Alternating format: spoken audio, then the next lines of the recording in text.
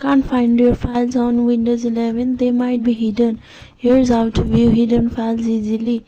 And if you are new here, make sure to subscribe for more simple tech tips. First, open File Explorer. Click on the View option in the top menu. Now hover over Show and click on Hidden Items. And just like that, all hidden files will now be visible.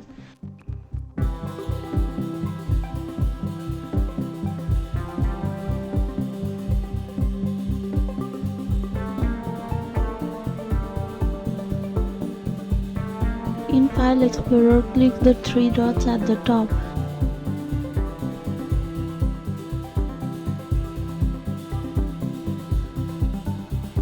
Then click Options. Go to the View tab. Under Advanced Settings, select Show Hidden Files, Folders and Drives. Then click Apply and OK.